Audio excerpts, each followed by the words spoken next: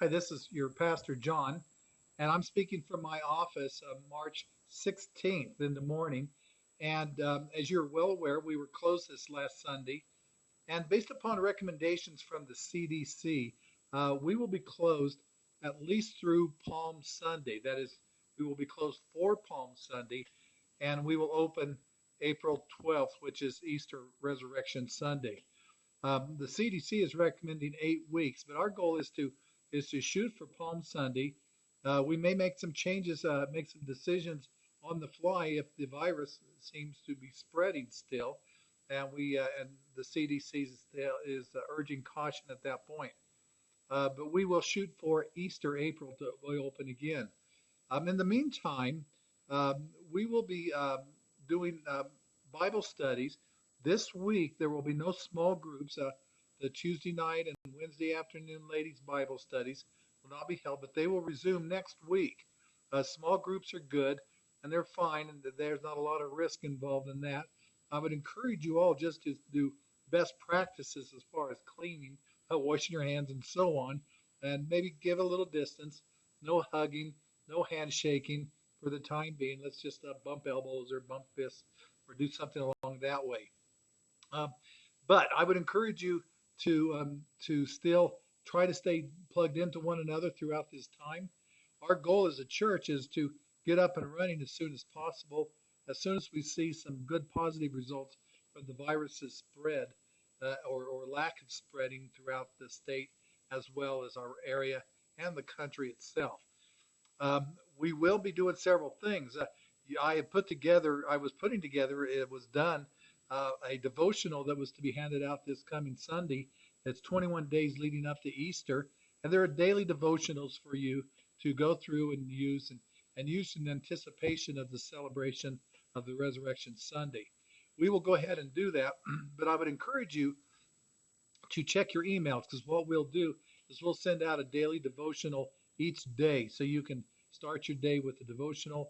I suppose many of you are sequestering inside your homes and not doing a lot of outside work, which is probably smart based upon the recommendations we're hearing from our officials. But go ahead and do that. You'll receive the devotional in the day. Now, if you would like a hard copy of the devotional, just let us know, send an email or call us and let us know, and we'll send you one out so that you'll have a hard copy of that a little bit later. On Thursdays, you will get the Friday, Saturday, and Sunday devotional in the text, and then Monday through Thursday, you'll get the day-to-day one each day. Looking forward to seeing you guys again. It seems weird, doesn't it, for us to not do church and not be together as church family. I think that's the most critical time of the week for me. Not because I'm a pastor, but because I just like being with my church family. And so it seemed odd yesterday not to be with y'all and to worship together and celebrate God together. But that will happen again, and that'll happen together soon. I was looking in my Bible today, and I came across a passage that I think was appropriate for us to hear and to read together. And I would encourage you to listen carefully to this because it is the reality of this situation. No matter how dire it seems or how desperate it seems, the news maybe perhaps is overblowing it a little bit, but either way, we need to err on the side of caution. But no matter how desperate it may seem, and how dangerous it could possibly seem. I mean, maybe you're sitting at home on 10 cases of toilet paper. Well, I want you to know that God is still sovereign. He loves you. He's in control of all these things. This virus does not scare him. He is greater than it. And so ultimately, we have to put our faith in him and our trust in him. And by that, I mean we need to be praying about this daily.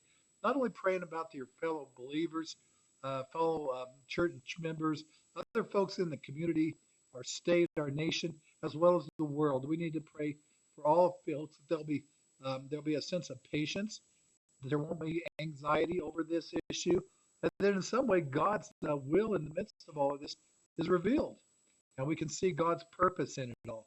Because as I was talking to a pastor this morning, we were reminding ourselves that God works good through bad things all the time. You have seen it in your life, and I have seen it in my life. And certainly God is going to work his will through the midst of this.